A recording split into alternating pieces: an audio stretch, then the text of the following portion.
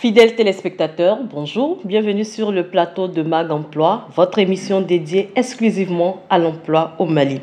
Cette semaine, nous aborderons un autre sujet encore sur l'emploi, qui est le développement des compétences. Pourquoi faut-il et comment il faut le faire? À cet effet, nous recevons sur notre plateau Dr Aboubakar Sidiki Kanté, qui est le directeur des ressources humaines de l'énergie du Mali, et M. Aboulaye Fadiala Dombélé, titulaire d'une licence en gestion logistique transport. Bonjour chers invités. Bonjour. Bienvenue sur le plateau de Mag Emploi. Merci. Okay. Sans plus tarder, nous entamons directement la discussion avec notre invité, Dr Kanté. Ok, Dr Kanté, bonjour encore. Bonjour. C'est un plaisir de vous recevoir sur le plateau de Mag Emploi. Il est partagé. D'accord. Donc, je disais tantôt qu'avec vous, aujourd'hui, nous allons parler du développement des compétences. Déjà, pourquoi est-ce qu'il faut développer les compétences et comment est-ce qu'il faut le faire? Donc déjà, est-ce qu'on peut avoir déjà... c'est vrai que je vous ai présenté brièvement, mais est-ce qu'on peut avoir une présentation un peu plus développée? Voilà, parce que moi, j'ai été très bref dans la présentation. Bon, je me présente comme un gestionnaire des ressources humaines, évoluant sur les créneaux africains, maliens depuis une vingtaine d'années maintenant. J'ai travaillé au cabinet, à PPM, pendant 6 ans, en Bas-Mali, dans une unité industrielle, pendant 4 ans, et depuis 2015, je suis à la Société Énergie du Mali comme cadre RH. D'accord, c'est bien compris. Donc, avec vous, on va parler de la compétence. Déjà, est-ce qu'on peut avoir la définition de la compétence? C'est quoi la compétence? La compétence, c'est la capacité d'une personne à faire ce qu'on lui demande de faire dans les conditions prescrites. Donc, en termes terre à terre, on te demande, Sandrine, d'animer une émission en 1 heure, tu arrives à le faire. Pour ce faire, tu vas mobiliser les savoirs, le savoir-faire, le savoir-être. Mais aujourd'hui, on va plus loin, le savoir-faire faire et le faire savoir. Donc, c'est un peu ça. C'est-à-dire qu'il faut avoir des connaissances, il faut avoir des habilités intellectuelles, manuelles. Il faut aussi avoir un savoir-vivre avec les gens. Mais de plus en plus, il faut pouvoir faire travailler d'autres personnes. C'est le savoir-faire faire. Et il faut avoir la capacité de communiquer. Aujourd'hui, on a beau savoir les choses. Si on ne sait pas les communiquer à l'oral et à l'écrit, on n'est pas connu parce qu'il y a toujours autant de personnes qui savent faire des choses que tu sais faire. D'accord. Bon, en résumé, c'est cela. Ok, mais pourquoi est-ce qu'il est important de développer ces compétences? Parce que les besoins, les compétences, d'abord, sont faites pour répondre à des besoins. Les besoins généralement des employeurs. Les besoins des employeurs changent continuellement. Donc, quand on a des compétences à un instant T, au bout de quelques mois, quelques années, ces compétences ne sont plus adaptées. Ceux qui sont sortis de l'école il y a une trentaine d'années, il n'y avait pas l'outil informatique. Aujourd'hui, c'est indispensable. Ceux qui ont été diplômés il y a une dizaine d'années, il n'y avait pas les smartphones avec les connexions Internet partout, mais aujourd'hui, c'est indispensable. Donc, les compétences répondent à des besoins du marché qui évoluent. Quand les besoins évoluent, les compétences doivent s'adapter. Donc, c'est ça la nécessité du développement des compétences. Donc, le développement des compétences, c'est chaque fois voir quels sont les besoins du marché et comment je peux m'adapter en fonction de mes objectifs. Okay. Sachant qu'on ne peut pas tout faire dans la vie, on doit faire des choix. D'accord. Mais est-ce que ce sont toutes les compétences qu'on peut développer déjà? Parce que là, vous avez donné le cas du savoir, du savoir-faire, du savoir-être, du savoir-faire, je crois, et puis le savoir... le faire savoir. Le faire savoir. Est-ce que ces différents types-là qui constituent la compétence, est-ce que c'est possible de développer tous ces types-là? Oui, c'est possible, tout à fait. Maintenant, les instruments sont différents. Et il y a la formation classique, il y a, on va dire, le compagnonnage, les expériences qu'on fait, les réseaux professionnels et la vie en communauté. C'est-à-dire il faut savoir qu'on peut développer son compétence par une manière. Le plus important, chaque fois, même les activités sociales et religieuses permettent de développer certaines compétences chez nous, parce que dans certains environnements, c'est important de les avoir. Maintenant, pour le faire, il faut être avec des gens qui peuvent vous tirer vers le haut. Donc, le développement des compétences, c'est la formation classique, c'est le tutorat, mais aussi c'est la vie de tous les jours. Et quand je m'assois dans un grain pour parler de tout et de rien, au lieu de ça, je préfère être dans un groupe professionnel où on parle des sujets qui m'intéressent, sur lesquels on échange, on interagit et j'apprends. D'accord. Mais si je vais m'asseoir dans un grain pour parler de politique ou des sujets qui ne m'apportent rien, en termes d'objectifs, je vais bien parler du président, du premier ministre et tout ce que vous voulez, mais mon quotidien ne changera pas. Ça ne fait pas avancer. Voilà. Donc, le développement de compétences, c'est chaque fois être dans des actions qui vous tirent vers votre objectif. D'accord. Et ça peut être des amis, ça peut être l'école, ça peut être le lieu de travail, ça peut être même, je l'ai dit, les lieux de culte. Mais c'est en fonction de ces objectifs. Ok. Comment est-ce qu'une personne peut concrètement acquérir ses compétences? Concrètement, il y a deux étapes. Je dis chaque fois aux gens, il faut savoir d'abord qu'est-ce qu'on veut en termes d'objectifs. Moi, je suis aujourd'hui un jeune ou un salarié, j'ai comme objectif d'atteindre tel objectif. Cet objectif peut être en une année, 2, 3 ans, 5 ans ou plus. Maintenant, pour atteindre ces objectifs, dans cet objectif, je vais sonder les marchés. Parce qu'il y a ce qu'on appelle les compétences inutiles. C'est-à-dire que tu sais faire de belles choses, tu dis des belles choses, mais qui n'intéressent personne. Parce que la vocation première d'une compétence, c'est de nourrir son porteur. Quand vous êtes journaliste et que vous n'arrivez pas à avoir votre pain quotidien, on se pose la question à quoi ça sert. Donc, quand j'ai mes objectifs, je vais sonner les marchés parmi mes 3 à 5 objectifs. Quels sont ceux qui intéressent aujourd'hui les marchés? Je regarde les annonces, je regarde les études. Par exemple, l'Observatoire national de l'emploi et de la formation fait de très belles études sur les potentialités du marché de l'emploi malien. Je regarde aussi les réseaux informels. Je suis dans les groupes d'amis. Qui est-ce qui arrive à trouver plus d'emplois? Est-ce que c'est les comptables? Est-ce que c'est les maçons? Est-ce que c'est les enseignants? Donc, quand je fais le sondage de tous, le matching de ces 3 éléments, je les compare à mes objectifs. Je vais dire, par rapport à mes objectifs, je vais prendre ça. Parce que dans le développement de compétences, il y a quelque chose qui est très important, c'est la vocation. C'est-à-dire, quand on aime quelque chose, on le fait toujours, on subit les aléas et on avance. Mais, voilà. Quand on n'aime pas quelque chose, les moindres aléas, on laisse tomber. D'accord. Donc, c'est pourquoi il faut partir de ces objectifs, mais aussi tenir compte de l'environnement. Quand vous croisez les deux, vous allez voir que dans vos objectifs, il y a 1 ou 2 qui sont porteurs sur le marché. Donc, je m'oriente sur ça. Quels que soient les aléas, les difficultés, je vais m'accrocher et je finirai par persévérer. D'accord, voilà. C'est bien compris. C'est quoi le plan de développement des compétences? Alors, quand on parle de plan en général, moi je simplifie les choses. Un plan, c'est généralement un tableau, tout simplement. On fait un tableau sur plusieurs années en disant on va faire ça, on va faire ça. On met en face les moyens financiers, matériels, humains. Voilà un plan. Maintenant, quand vous transposez ces concepts au développement des compétences, c'est de dire aujourd'hui, moi, je suis à un niveau étudiant par exemple, je souhaite être pilote, mécanicien ou électricien. Voilà. Donc, combien d'années il faut pour être électricien? Combien d'années il faut pour être mécanicien? Combien d'années il faut pour être pilote? Et pour être pilote, qu'est-ce que je dois faire au préalable? Je dois faire ça, je dois faire ça. Les gens font des choses aujourd'hui qui les rattrapent demain. Nous sommes dans un monde aujourd'hui qui est ouvert, qui fait que si tout ce que vous posez comme acte aujourd'hui doit contribuer à vous faire avancer votre objectif. Sinon, il faut laisser tomber. C'est aussi simple que ça. Parce que le monde est rude, la concurrence est là, il est ouvert, il est compétitif. Et un Japonais peut bien s'installer au Mali comme un Malien va s'installer en Afrique du Sud. C'est ça le monde moderne. Et les gens n'ont besoin que de ressources humaines, matérielles, financières pour avancer. Tous les autres aspects, c'est des détails. Donc ça veut dire que si nous avons des compétences valorisables qui sont prisées sur le marché, il n'y a aucune raison qu'on ne trouve pas son compte ici ou ailleurs. D'accord, c'est bien compris. Maintenant, quels sont les avantages du développement des compétences d'une part pour l'employé et aussi d'autre part pour l'employeur? Oui, et le développement de compétences est tout simplement indispensable parce que je vous l'ai dit, les besoins des employeurs sont déterminés par les clients. Si vous, Sandrine, vous achetez, vous n'aimerez jamais acheter la même chose tout le temps. Vous n'aimez pas porter les mêmes habits tout le temps.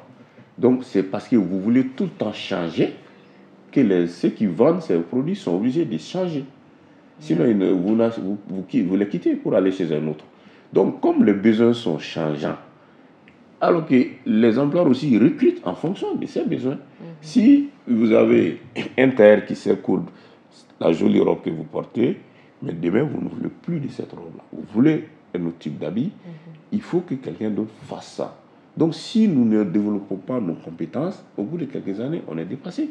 Parce que ce qu'on sait faire de bien aujourd'hui, au bout de quelques années, les gens n'en veulent plus. Donc, il faut continuellement s'adapter. S'il n'y a pas de développement de compétences, les besoins changeant tout le temps, il y a un déphasage. Et même si vous êtes recruté comme un bon ingénieur ou un bon technicien, au bout de 5 ans, vous êtes dépassé. Et on va malheureusement vous mettre de côté pour prendre quelqu'un d'autre qui sait bien faire. Donc, c'est vraiment indispensable parce que les besoins changent.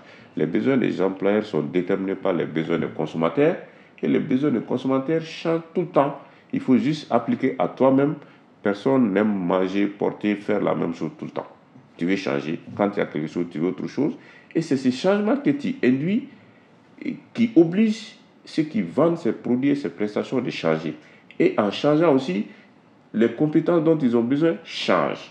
Donc, d'où la nécessité de développement de compétences qui vise à s'adapter. Parce que quand on dit la compétence, c'est pour résoudre un problème, saisir une opportunité ou anticiper une évolution. Quand vous regardez ces 3 paramètres, ils sont constamment changeants. Donc, le développement de compétences est indispensable. Ok. Donc, quelle est l'importance des langues maternelles aujourd'hui dans l'acquisition des compétences? Très bonne question, parce qu'en Afrique, on a un problème majeur. Vous allez voir un Chinois, les Chinois qui font la plupart de nos infrastructures en Afrique, ils sont ingénieurs 2 à 3 ans après le bac. Pourquoi? Parce qu'ils apprennent vite. Ils apprennent vite parce qu'ils étudient dans la langue qu'ils parlent tout le temps. Personne ne peut dire qu'un ingénieur chinois est mauvais par rapport à un ingénieur de notre pays. Pourquoi nous, en Afrique, il nous faut un bac plus 5, souvent plus 10 pour être ingénieur? Parce que nous apprenons dans une langue qu'on ne parle pas tous les jours.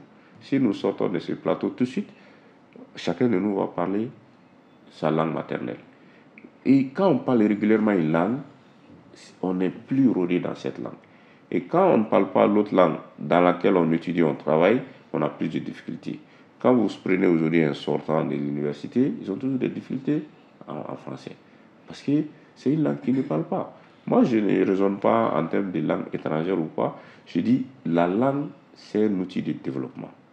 Quand on parle une langue tous les jours, indépendamment de ses origines, moi, tu vas dans le Wassoulou au Mali, c'est essentiellement peuplé de Peul, mais ils ne parlent pas Peul.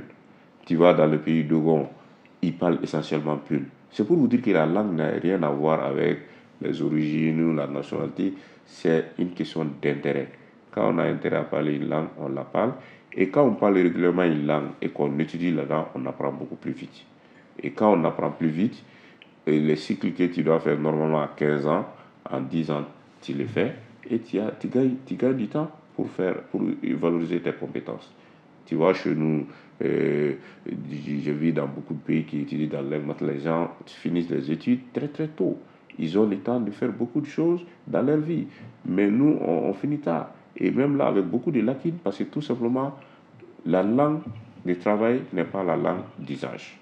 Et je pense que c'est fondamental comme discussion. Il y a des difficultés dans nos pays naturellement. On parle de multitudes de langues, mais partout dans le monde, il y a plusieurs langues. Il n'y a aucun pays au monde où il n'y a pas plusieurs langues, mais on choisit une langue, notamment la plus parlée, pour travailler avec.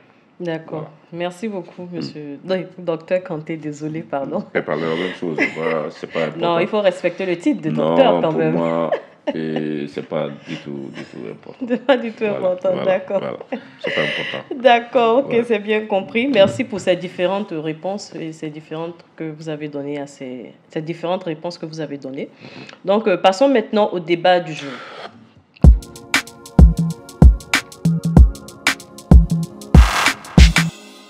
Ok, donc bonjour Monsieur Dambélé Fadiala. Ouais. Voilà, je rappelle que ça fait la deuxième fois que nous vous recevons sur le plateau de Mag Emploi. D'accord. Vous êtes diplômé d'une licence en logistique et transport. C'est ça. Voilà. Donc aujourd'hui, avec vous, on va toujours continuer dans l'élan du développement des compétences. Déjà, ça vous inspire quoi le développement des compétences, vous en tant que jeune chercheur d'emploi? Ouais, bon, c'est la base déjà. Moi, j'ai beaucoup préféré entreprendre que d'être employé, déjà à la base. Donc c'est un domaine déjà, pour pouvoir développer dans ça, il faut développer ses compétences. Mhm. Donc, c'est un peu ça. Ok, d'accord. Mais comment est-ce que vous développez vos compétences concrètement? Moi, c'est par passion. Déjà, il y a un truc que j'aime beaucoup. Donc, grâce à la passion, j'aime bien le graphisme, la réalisation, tout ça, depuis petit. Donc, moi, je me dis que j'ai développé mes compétences et parce que je faisais ça tous les jours. Mhm. Et je n'attendais rien de personne. Je n'attendais pas l'argent ou bien j'attendais pas quelque chose d'autre, quoi. Ok. Donc, je me réveillais le matin, je dormais tard juste pour ça. Même si je gagnais rien, c'était par passion. Donc, c'est comme ça que j'ai développé mes compétences. Et aujourd'hui, j'ai créé une entreprise d'agence de production pour ça. D'accord. Ok. Donc vous n'êtes plus à la recherche d'emploi? Si, si, bien sûr. Bon, D'accord. voilà. Ah ok, d'accord. Ça gâche pas, quoi. C'est toujours, ça complémente. D'accord. Ouais. D'accord. Est-ce que vous avez des questions pour notre expert qui est là? Oui, bon, je crois qu'il a répondu à beaucoup de questions, il a beaucoup parlé, ça m'a beaucoup aidé aussi. Mhm. Il a dit des trucs que je me voyais même moi-même dedans, Mhm. parce qu'il a parlé déjà du grain, traîner avec les gens qui n'ont pas les mêmes objectifs que toi, ou bien avec les gens avec qui tu te développes pas, c'est une perte de temps. Et D'accord. moi, depuis petit, j'ai compris ça. Tous les gens avec qui je traîne, c'est des gens qui me rapportent quelque chose et que moi aussi, je rapporte quelque chose, avec qui on peut avancer et puis on a les mêmes objectifs. D'accord. Un peu ça. Ok. Donc, docteur Kanté, vu que vous avez répondu à toutes ces questions, est-ce que vous pouvez donner un conseil général pour tous les jeunes sur exactement comment il faut faire pour développer les compétences aujourd'hui? Et de manière simple, le développement de compétences, c'est en 3 étapes. La première chose, qu'est-ce que moi je veux faire? Je l'ai dit, il faut toujours partir de sa vocation parce qu'on est différents. C'est les règles de la nature. Vous, Sandrine, Fadjala et moi, nous sommes différents. C'est la nature qui a fait ça. Donc, il y a des choses qu'on aime et l'autre n'aime pas. Il y a des choses qu'on veut, l'autre ne veut pas. Moi, qu'est-ce que je souhaite faire en termes d'objectifs? Et il ne faut jamais s'arrêter à un seul, minimum 3. Par ordre, je vais ça, ensuite je vais ça, ensuite je vais ça. D'accord. Parmi ces 3 jusqu'à 5, si possible, qu'est-ce qui intéresse le marché? Il y a des choses que j'aimerais bien faire, mais personne ne va acheter. C'est ce que j'ai dit, une compétence inutile. Quand tu sais faire une chose dont personne n'a besoin, tu ne pourras pas vivre de ton métier. Ou bien peut-être aussi, s'il vous plaît, je vous ai coupé la parole. Quand vous voulez mettre quelque chose sur le marché et que ça ne marche pas, peut-être que c'est l'environnement aussi qui n'est pas bien. Peut-être que votre produit est bien, ou bien ce que vous proposez est bien, mais vous êtes dans un environnement qui ne sont pas intéressés par ça. Donc, dans ce cas, au lieu de changer de compétence, moi je dis de changer d'environnement. Je vais y arriver. Je vais y arriver. En fait, au préalable, avant même de commencer, quand on a la bonne approche, on évite même d'aller dans ce schéma-là. Quand je dis, moi, je vais faire les 3 choses prioritaires que je vais faire, je vais d'abord sonder dans mon environnement, c'est un choix. Par exemple, je l'ai dit, le monde est ouvert. Toi, Fadjala, tu peux tout à fait t'installer aujourd'hui à Côte d'Ivoire, au Sénégal, pour faire tes activités. Mais quand tu es dans ton milieu naturel, tu as quelques atouts que tu vas perdre. Parce que quand tu te projettes à l'extérieur, moi je le fais, il faut avoir beaucoup, beaucoup d'élan. Parce que tu payes au quotidien beaucoup d'élan. Ah, ok. Si je te donne un exemple, toi, peut-être tu vis aujourd'hui chez tes parents, tu ne payes pas de loyer. Mais quand tu vas à l'étranger, tu payes. Exactement. Voilà, donc tous les jours tu payes. Donc, tu ne peux pas attendre 2-3 ans pour avoir quelque chose. C'est ça. Ça veut dire que quand on sort de son zone de confort, c'est un choix, mais il faut être suffisamment prêt à affronter les choses. Maintenant, voilà mes 3 objectifs. Mais dans ces objectifs, qu'est-ce qui intéresse les gens le plus? Je regarde parmi mes amis, ceux qui trouvent du travail, ils sont de quel profil? Est-ce qu'ils sont de tel? Je regarde les offres d'emploi. Si je vois 10 offres, la majorité c'est quoi et quoi? Je regarde les études de l'Observatoire national de l'emploi et de la formation. Quels sont les métiers porteurs? Si je regarde dans ces 3 registres, ce qui match avec mes objectifs, je dis je prends ça. Maintenant, c'est là où je fonce. Et si je dois aller faire une école, je le fais. Si je dois aller être dans les réseaux professionnels, je le fais. Si je dois avoir des amis dans ce sens, je le fais. Et au bout de 3 ans, maximum 5, on finit toujours par en faire quelque chose. Je ne dis pas que c'est facile, je dis que c'est toujours possible. Mais quand nous avons au début, on fait le mauvais choix, je dis je vais faire une chose, mais tu vois, tu mets sur le marché, les gens se demandent même c'est quoi. C'est ce que j'appelle une compétence inutile, parce que tu sais faire de belles choses, mais les personnes n'en ont besoin. Et alors qu'une compétence, sa vocation première, je le dis, je le répète, c'est faire vivre son porteur. Quand tu fais un travail, tu as des compétences qui ne te font pas vivre, pose-toi des questions si c'est les bonnes compétences. Parce que ce qui intéresse un Français n'intéresse pas forcément les Maliens. Donc il faut voir là où tu es. Si tu veux aller en France, c'est un choix, avec tous les risques, comme je l'ai dit. Mais si tu es là, il faut tenir compte de l'environnement. Donc c'est ce que moi j'ai dit aux gens, objectif, besoin et persévérance. C'est tout. Après, il y aura des difficultés, mais ça finit toujours par marcher. D'accord. Merci beaucoup, docteur Kanté, pour ces différents conseils. J'espère que les jeunes en prendront la graine pour pouvoir mieux développer leurs compétences et pouvoir se distinguer sur le marché professionnel. Voilà, donc passons maintenant aux astuces.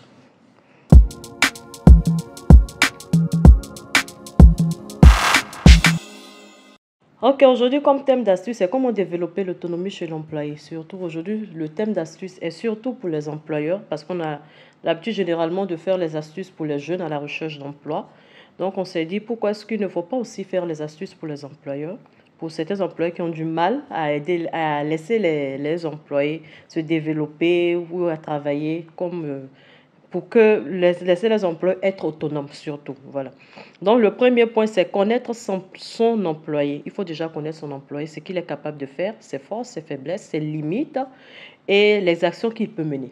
Donc, déjà, connaître son employé. Et ensuite, déléguer les tâches. Donc, si vous connaissez votre employé, vous allez savoir maintenant ce qu'il peut faire, ce qu'il ne peut pas faire. Donc, vous allez pouvoir déléguer les tâches qu'il peut exécuter. Et après, encourager la prise de risque. Il y a certains employés qui n'aiment pas trop sortir de leur zone de confort. Donc, ils préfèrent faire les mêmes choses à chaque fois. Il faut encourager la prise de risque, c'est-à-dire laisser l'employé aller, c'est-à-dire aller jusqu'au bout de pouvoir où est-ce qu'il peut s'arrêter, c'est-à-dire est-ce qu'il peut continuer ou pas. Donc, en ce moment, vous saurez exactement l'employé avec lequel vous travaillez. Et ensuite, faire des contrôles. Comme on le dit, encourager la prise de risque ne veut pas dire qu'il faut laisser totalement l'employé faire ce qu'il veut. C'est votre structure, c'est votre entreprise. Donc, il faut pouvoir faire des contrôles très souvent pour voir comment est-ce que les choses marchent. Et après, récompenser ses performances. Il faut pouvoir récompenser l'employé. Quand vous récompensez l'employé, il se sent plus à l'aise, il se sent plus motivé à pouvoir exécuter d'autres tâches, à pouvoir prendre d'autres risques, à pouvoir faire certaines choses. Donc, c'est très important, la récompense des performances. Voilà, c'était en quelques points les astuces qu'on voudrait vous proposer, chers employeurs, pour pouvoir aider vos employés à être plus autonomes. Donc, nous sommes à la fin de l'émission. Voilà, donc, mais nous allons quand même parler un peu du livre du docteur Kanté, qui parle de l'ingénierie de la formation en Afrique. Comme on parle de développement de compétences, on ne peut pas parler de développement de compétences sans la formation. Donc, il y a un livre qui a été écrit par docteur Aboubakar Sidiki Kanté pour toutes les personnes qui souhaiteraient développer les compétences. Je ne sais pas si docteur Kanté peut nous présenter en quelques mots le livre. En quelques mots, les livres. Oui, rapidement, c'est un livre que j'ai co-écrit avec mon ami Ibrahim Kaïl Sanogo en 2021 pour comment adapter le développement des compétences dans le contexte africain, essentiellement marqué par le secteur informel. Je prends l'exemple des katakatani aujourd'hui, des motos Télima, qui permettent à beaucoup de jeunes d'avoir de l'emploi.